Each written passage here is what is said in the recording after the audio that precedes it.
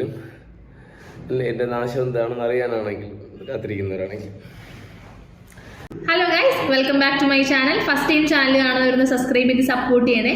ഞാനിപ്പോൾ വന്നിട്ടുള്ളത് നമ്മുടെ ഡ്രീം റൈഡർ അനു 2 ദിവസങ്ങൾക്ക് മുന്നേ ഒരു കരച്ചിൽ നാടകങ്ങളൊക്കെ ഉണ്ടായിരുന്നു. ആ ഒരു വീഡിയോയ്ക്കകത്ത് സ്വന്തം അച്ഛനും അമ്മേനൊക്കെയാണ് ആക്ഷേപിച്ചിട്ടുള്ളത്. എന്നാൽ ഇന്ന് പുതിയൊരു ഷോ ആയിട്ട് ഇറങ്ങിയിട്ടുണ്ട് ആശാൻ. സംഭവമൊന്നുമില്ല, അന്നത്തെ ഒരു ഇഷ്യൂവിന് ശേഷം, വീട്ടിലുണ്ടായ ചെറിയ ചെറിയ ഇഷ്യൂവിന് ശേഷം അവർ കുടുംബക്കാർ തമ്മിൽ എന്തോ ഒരു ചർച്ചയോ കാര്യം എന്തോ വെച്ചു എന്ന് തോന്നുന്നു. അതേ തുടർന്നുണ്ടായ കുറച്ച് നാടകങ്ങളും ഇവൻ്റെ കുറച്ച് സെൻറ്റിമെൻ്റൽ ഷോയുമാണ്, അല്ലാതെ വേറെ ഒന്നുമില്ല. എന്തായാലും നമുക്കൊന്ന് കണ്ടു നോക്കാം. ഏകദേശം 1,20,000 ഫസ്റ്റ് യൂട്യൂബ് വന്നത് 80,000 മുടക്കിയാണ് ഞാൻ ആ വീഡിയോ മെയിൻറ്റെയിൻ ചെയ്തത്. നിങ്ങളതൊക്കെ കണ്ടതാണ്. അവിടെ എൻ്റെ പൈസ ഇല്ലാത്ത ഒന്നുമില്ല. ഫ്രിഡ്ജ്, TV, മോട്ടർ, കക്കൂസിൻ്റെ ഡോർ വരെ നമ്മളെ ഷെയറും എൻ്റെ ഇതാണ്. കബോർഡ് ഫുള്ള് ഞാൻ ചെയ്തതാണ്. അല്ലട മോനെ, ഇതൊക്കെ എല്ലാ മക്കളും സ്വന്തം വീട്ടിൽ സ്വന്തം കാലിൽ നിൽക്കാൻ പ്രാപ്തരായ മക്കള് സ്വന്തം വീട്ടിൽ ചെയ്യുന്ന കാര്യങ്ങളാണ്.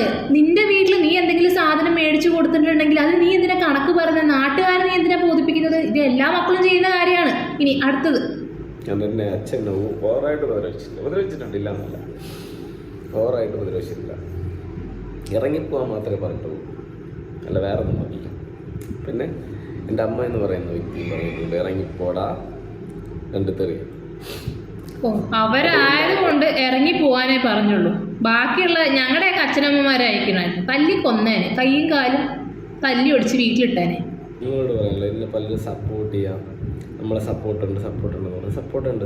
ചിലപ്പോൾ എല്ലാവരും കാശ് കാണില്ല. സപ്പോർട്ട് ചെയ്യാൻ പറ്റുന്നവർക്ക് സപ്പോർട്ട് ചെയ്യാം. പിന്നെ അതിനെ സഹായിക്കണമെന്നുണ്ടെങ്കിൽ എൻ്റെ കയ്യിൽ ഇല്ലാത്തത് കാശാണ്. ഞാൻ ഇതുവരെ എൻ്റെ യൂട്യൂബിൽ ഫ്രണ്ട്സിനോടോ ആരോടും ചേട്ടന്മാരോടോ അനിയന്മാരോടോ അമ്മമാരോടോ ചോദിച്ചില്ല. എൻ്റെ കയ്യിലില്ലാത്ത കാശാണ്. അപ്പോൾ കാശ് എനിക്ക് കുറച്ച് അത് കാശ് ഞാൻ തിരിച്ച് തരാം. എനിക്ക് കടമായിട്ട് തന്നു പോയി, വെറുതെ എനിക്ക് താല്പര്യമില്ല. കടമായിട്ട് തന്നു കഴിഞ്ഞാൽ എനിക്ക് ആരെങ്കിലും സഹായിക്കാൻ താല്പര്യമുണ്ടെങ്കിൽ സഹായിച്ചു കഴിഞ്ഞാൽ ഞാൻ എൻ്റെ ബിസിനസ് വളരുന്നതിൽ എപ്പോഴാണോ അവർക്ക് അനുവിൻ്റെ കാശ് വേണമെന്ന് പറയുന്ന സ്പോട്ടിൽ ഞാൻ കാശ് തരാം. നാണുണ്ടോടോ, 10-32 വയസ്സായില്ല നിനക്ക്? വല്ല പണിക്കും പോയിക്കൂടെ? സോഷ്യൽ മീഡിയയിൽ ഇരുന്ന് ഇരക്കാൻ വേണ്ടിയിട്ട് കൈക്കും കാലിനും കുഴപ്പമൊന്നുമില്ലല്ലോ നിനക്ക്. വല്ല പണിക്കും പോടാ, പണിക്കും പോയി നിൻ്റെ ഭാര്യനെ മക്കളെ നീ പോയിട്ട്, അല്ലാതെ സോഷ്യൽ മീഡിയയിൽ നിന്ന് ഇരക്കുകയാണ് ഇവൻ. അത് ഇല്ലാത്തവനാണെങ്കിൽ പോട്ടെ ഗൈസ്, ഇവന് സ്വന്തമായിട്ട് വീഡിയോ എടുക്കാനും അതുപോലെ വീഡിയോ എഡിറ്റ് ചെയ്യാനൊക്കെ ഇവൻ കാശിന് ശമ്പളത്തിന് ആളെ നിർത്തിയേക്കാണ്. പിന്നെ പോരായിട്ട് AC റൂമിൽ നിന്നാണ്, AC റൂമിൽ ഏതോ ഹോട്ടൽ റൂമിലെങ്ങാനും പോയിരുന്നിട്ട് റൂം എടുത്തിട്ടാണ് ഈ ഒരു വീഡിയോ ഇവൻ ഷൂട്ട് ചെയ്തേക്കുന്നത്. അതിനകത്തിരുന്ന് ഇരക്കുകയാണ് ഇവൻ. നാണുണ്ടോ എനക്ക്? ഏത് ഗതികെട്ടവനാണോ പൈസ ട്രാൻസ്ഫർ ചെയ്ത് കൊടുത്തത്? ശരിക്കും ഈ പുള്ളിക്കാരുടെ പ്രശ്നം എനിക്ക് ഫീൽ ചെയ്തതെന്ന് വെച്ച് കഴിഞ്ഞാൽ, ഇവരുടെ പോലെ ഒരുപാട് യൂട്യൂബേഴ്സ് ഒരുമിച്ച് യൂട്യൂബ് തുടങ്ങിയിട്ടുണ്ടായിരുന്നു ഒരു കോവിഡ് സമയത്തൊക്കെ. അപ്പോൾ ഇവരും നമ്മുടെ മല്ലു ഫാമിലിനെ പോലെയൊക്കെ തന്നെ നല്ല ഹെവി റീച്ച് ഉണ്ടായിരുന്ന ടീമാണ്. അത്യാവശ്യം നല്ലൊരു എമൗണ്ട് അവൻ തന്നെ പറഞ്ഞിട്ടുണ്ടായിരുന്നു, മന്ത്ലി 2 ലാഖിൻ്റെ അടുത്ത് വരുമാനം ഉണ്ടായിരുന്നു. അപ്പോൾ ഇവൻ ഈ കിട്ടിയ പൈസ ഒക്കെ എന്ത് ചെയ്തു എന്ന് എനിക്കറിയില്ല കേട്ടോ. ഒരു വീട് പോലും ഇല്ല, ഉള്ള വീട് പോലും ഇവനൊന്നും നന്നായിട്ടൊന്നും വെച്ചിട്ടൊന്നുമില്ല. അതിനുശേഷം ഇവൻ്റെ തന്നെ മിസ്റ്റേക്ക് കൊണ്ട് ആ ഒരു യൂട്യൂബ് ചാനലൊക്കെ അടിച്ചു പോയി. അപ്പോൾ ഇവന് സ്വയം ഉള്ളിലൊരു തോന്നൽ വന്നിട്ടുണ്ടോ എന്ന് എനിക്കറിയില്ല. കാരണം എനിക്കൊന്നും ആകാൻ പറ്റിയില്ല, എനിക്ക് ലൈഫിൽ എവിടെയും എത്താൻ പറ്റിയില്ല എന്നുള്ള സ്വയം ഒരു കുറ്റബോധം തോന്നൂലേ ഉള്ളിൽ. അങ്ങനെ ആലോചിച്ച് വട്ടായി പോയതാണോ? അപ്പോൾ സംഭവം ഇത്രേ ഉള്ളൂ. ഇനി ഒരുപാട് ക്ലിപ്പിങ്സുകളുണ്ട്, പക്ഷേ ലെങ്തി ആയിരിക്കും. അതുകൊണ്ട് ഞാൻ ചുരുക്കി ഒരു സംഭവം പറയാം. മിനിഞ്ഞാന്നത്തെ ആ ഒരു ഇഷ്യൂവിന് ശേഷം വീട്ടുകാർ തമ്മിൽ എന്തോ ചർച്ച നടത്തിയിട്ടുണ്ടായിരുന്നു. അപ്പോൾ ഞാൻ അന്ന് പറഞ്ഞ പോലെ തന്നെ ചിന്നുവിൻ്റെ വീട്ടുകാർ, ഇവൻ്റെ ഭാര്യേൻ്റെ വീട്ടുകാരും ഇവൻ്റെ ഈ നാടകങ്ങളൊക്കെ കാണുന്നുണ്ട്. എല്ലാ അച്ഛനമ്മമാരെ പോലെ തന്നെ പുള്ളിക്കാരൻ്റെ വീട്ടുകാർ പോയി പുള്ളിക്കാരനെ മക്കളെയും കൂട്ടിക്കൊണ്ട് കോഴിക്കോട്ടേക്ക് വന്നു. കോഴിക്കോടാണ് ഈ ചിന്നു എന്ന് പറയുന്ന വൈഫിൻ്റെ വീട്. വൈഫിൻ്റെ അമ്മ പോയിട്ട് മോളുടെ കുട്ടികളെ കോഴിക്കോടേക്ക് കൊണ്ടുവന്നിട്ടുണ്ട്. അപ്പോൾ ഇവനോടും വരാൻ പറഞ്ഞിട്ടുണ്ടെന്ന് തോന്നുന്നു. ഇവൻ കടുത്ത മദ്യപാനിയാണെന്ന് തോന്നുന്നു. അപ്പോൾ ഇവൻ്റെ ആ ഒരു മദ്യപാനമൊക്കെ മാറ്റി കുറച്ച് ട്രീറ്റ്മെൻ്റ് ഒക്കെ കൊടുക്കാമെന്ന് വിചാരിച്ചിട്ടായിരിക്കും നല്ലൊരു അമ്മായിയമ്മ പുള്ളിക്കാരി ഇവനോടും വരാൻ പറഞ്ഞിട്ടുണ്ടായിരുന്നു. പക്ഷെ ഇവൻ വന്നില്ല. ഇവൻ ചിറയൻകീഴ് എന്ന് പറഞ്ഞൊരു സ്ഥലത്തെങ്ങാനും ഇറങ്ങിപ്പോയിന്ന്. ചിന്നുവിനെ മക്കളെയും കൊണ്ട് അവളുടെ അമ്മ കോഴിക്കോടോട്ട് വരികയും ചെയ്തു. അതിനുശേഷമാണ് ഇവൻ ഏതൊരു ഹോട്ടൽ റൂമിൽ എങ്ങാനും പോയിരുന്നിട്ട് ഈ ഒരു വീഡിയോ എടുത്തിടുന്നത്. ഒരുപാടുണ്ട്, ഒരു 1.5 മണിക്കൂർ നീണ്ടു നിൽക്കുന്ന ഭയങ്കര ലെങ്തി ആയിട്ടുള്ളൊരു വീഡിയോ ആണ്. സംഭവം ഇതിനകത്ത് ഇങ്ങനെയാണ് പറയുന്നവൻ, അയ്യോ എൻ്റെ ഭാര്യ പോലും എന്നെ മനസ്സിലാക്കിയില്ല, അതാണ് ഇതാണെന്നൊക്കെ പറഞ്ഞ് പുള്ളിക്കാരൻ ഭയങ്കര സെൻറ്റി അടിച്ചിരിക്കുകയാണ്. നാണമുണ്ടോ എനക്ക്? അതിൻ്റെ പ്രശ്നം എന്താ ശരിക്കും? നിന്റെ പ്രശ്നം എന്താ എനിക്ക് മനസ്സിലാവുന്നില്ല മോനെ. ഓക്കെ, എല്ലാവർക്കും ലൈഫിൽ സക്സസ് ആവാൻ പറ്റുമൊന്നുമില്ല. ഇനി സക്സസ് ആയ ആൾക്കാർ തന്നെ എത്രയോ ഫേമസ് ആയിട്ടുള്ള ആൾക്കാർ ഒരു കാലത്ത് കോടീശ്വരന്മാരായിട്ടുണ്ടെങ്കിൽ അവർ ബിസിനസ് പോലുള്ള കാര്യങ്ങളൊക്കെ ഡൗൺ ആയിട്ട് ഒറ്റയടിക്ക് നിലംപതിക്കുന്നതുകൊണ്ട് പിന്നെ അവിടുന്ന് ഉയർന്നു വരാനാണ് ശ്രമിക്കേണ്ടത്. അത് നല്ല രീതിയിലായിരിക്കണം. നീ കാണിക്കുന്ന പോലെ ഈ പട്ടിഷോ കാണിച്ചിട്ടായിരിക്കരുത്. ആദ്യത്തെ വീഡിയോയിൽ ഇവർ സ്വന്തം അച്ഛനും അമ്മേനായിരുന്നു കുറ്റം പറഞ്ഞുകൊണ്ടിരുന്നത്. എന്നാൽ ഇന്നത്തെ വീഡിയോയിലാണെങ്കിലോ ഭാര്യേനെയും അതുപോലെ തന്നെ ഭാര്യേൻ്റെ അച്ഛനെയും അമ്മേനെയാണ് കുറ്റം പറഞ്ഞുകൊണ്ടിരിക്കുന്നത്. എൻ്റെ ഭാര്യ പോലും എന്നെ മനസ്സിലാക്കിയില്ലല്ലോ എന്നതിൽ ഓർത്ത് എനിക്ക് വിഷമമാണ്. കുഴപ്പമില്ല, അവളെ പ്രായത്തിൻ്റെ ഒരു പ്രശ്നമൊക്കെ ഉണ്ട്, കുഴപ്പമില്ല. എൻ്റെ പ്രായം പോലെ അവൾ ചിന്തിക്കാൻ പറ്റില്ല. പക്ഷെ അതിൽ പ്രായം കൂടുതലുള്ളതും പക്വതയുള്ളതും ഇവരുള്ള ആൾക്കാർ അവളെ കൂടെ ഉണ്ടായിരുന്നു. അപ്പോൾ അവർ പറഞ്ഞ് മനസ്സിലാക്കി കൊടുക്കണമായിരുന്നു. അയ്യോ, പക്വതയുള്ള ഒരു മഹാൻ ആരാണോ മഹത്തേക്ക് മുഖം ഒന്ന് കാണട്ടെ. പക്വതയുള്ള ആള് നാണുണ്ട് എനക്ക്.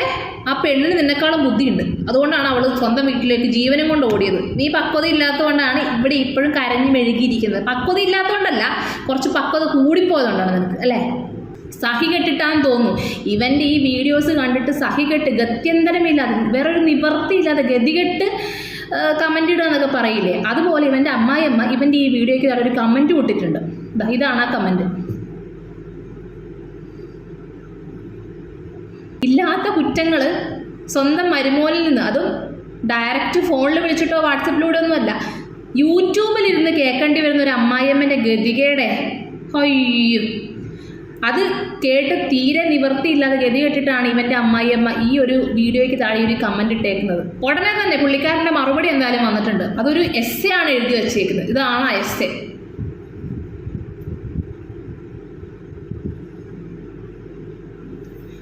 ലാസ്റ്റ് അവൻ പറയാണ് അവനെ എല്ലാവരും കൂടി ഭ്രാന്തനാക്കുന്നത്. നിനക്ക് ലൈഫിലൊന്നും ആകാൻ പറ്റിയില്ലല്ലോ എന്നോർത്ത് മുഴുവട്ടാണ്.